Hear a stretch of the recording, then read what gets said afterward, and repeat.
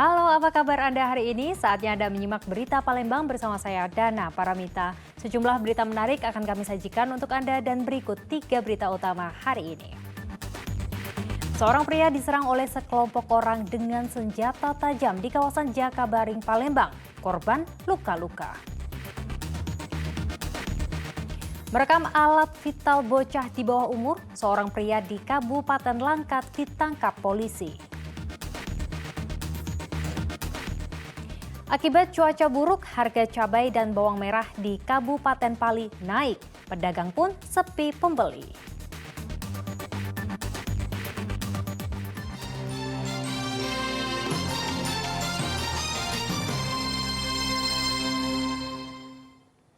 Informasi pertama untuk Anda, sebuah mobil minibus terbakar di area parkiran Bank BNI Cabang Sudirman, Kota Palembang. Sementara penyebab kebakaran masih dalam penyelidikan pihak kepolisian.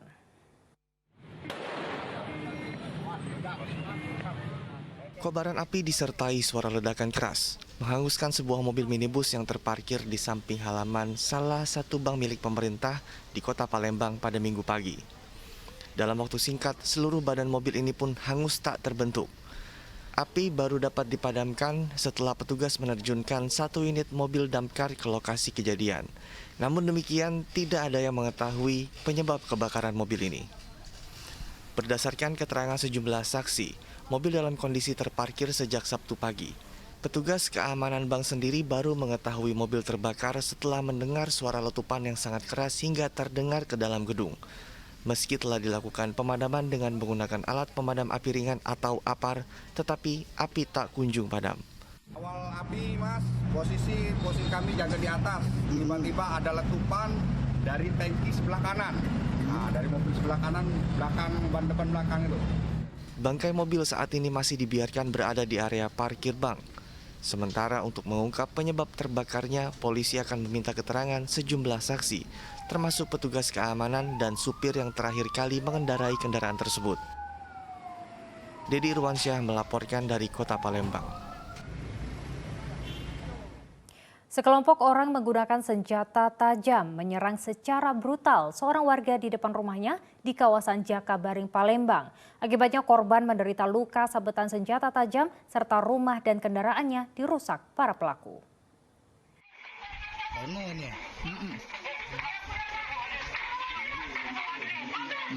Dengan menggunakan senjata tajam, sekelompok orang menyerang seorang warga kawasan perumahan Amin Mulia, Kota Palembang.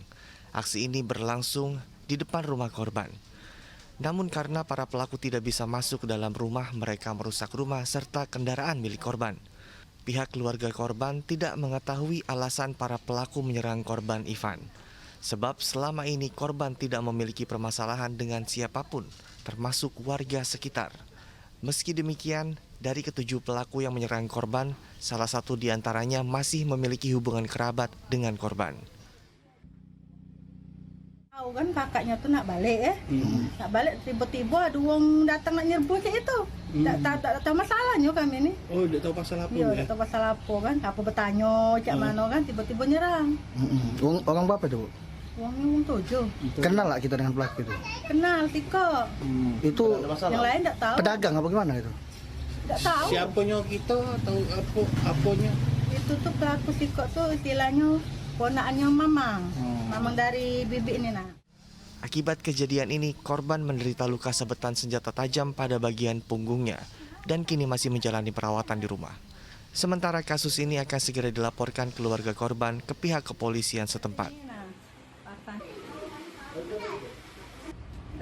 Dedi Irwansyah melaporkan dari Kota Palembang.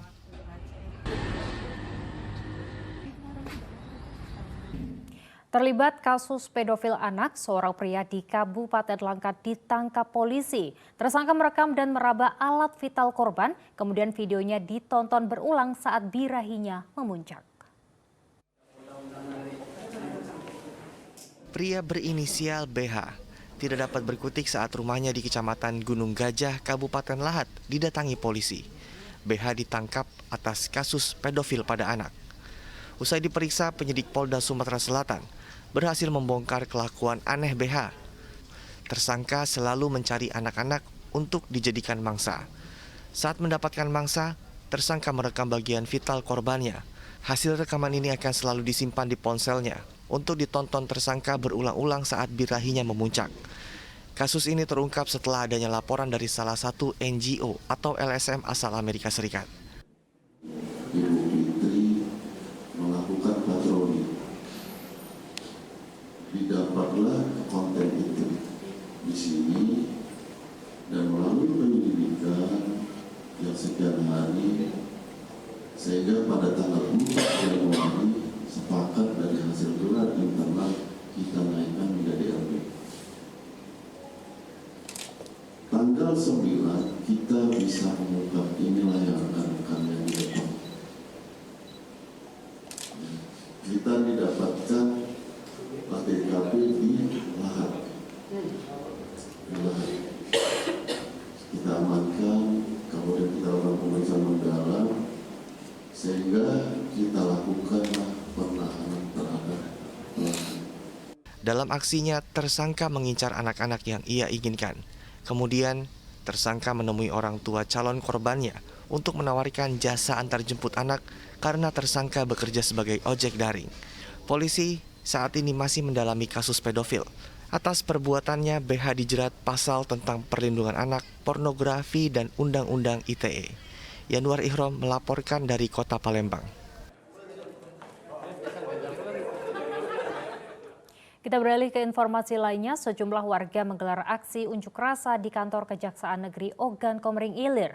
Masa mendesak pihak kejaksaan untuk mengusut proyek pembangunan jembatan Poros Muktijaya, Kabupaten Ogan Komering Ilir.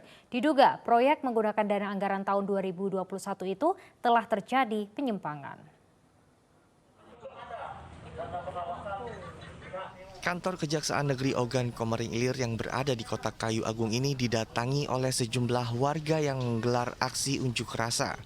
Dalam aksinya, massa mendesak pihak kejaksaan untuk mengusut proyek pembangunan jembatan Poros yang berada di Desa Muktijaya, Kecamatan Air Sugihan, Kabupaten Ogan Komering Ilir. Proyek yang menggunakan anggaran daerah Kabupaten Ogan Komering Ilir tahun 2021 tersebut diduga telah merugikan negara. Pihak kejaksaan diminta segera untuk memeriksa pihak-pihak terkait yang terlibat dalam pengerjaan proyek. Sebab pengerjaan proyek pembangunan jembatan tidak sesuai dengan ketentuan sebagaimana mestinya. Menurut warga berdasarkan temuan BPKP, proyek yang dibangun oleh Dinas PUPR Kabupaten Oki itu telah menjadi penyimpangan. Hasil temuan BPKP itulah jelas penyimpangan pada pembangunan jembatan Poros Muktijaya itu. Berapa Pak kerugian negara Pak? Ya kerugian negara kalau ditaksir itu miliaran itu. Pekerjaan ini dianggap tidak layak seperti itu Pak? Ya tidak layak karena pembangunan pada tiang panjang itu semestinya tiang panjang itu 8 tiang panjang tapi dibangun dipasangkan cuma 4 tiang panjang. Pihak kejaksaan mengaku telah mengusut kasus ini, namun sampai saat ini masih mengumpulkan alat bukti untuk dinaikkan ke tingkat penyidikan. Yang menyampaikan aspirasinya unjuk rasa bahwa terkait dengan Desa Pangkalan Ampam tersebut, sekarang statusnya telah dilakukan penyelidikan di bidang pidana khusus.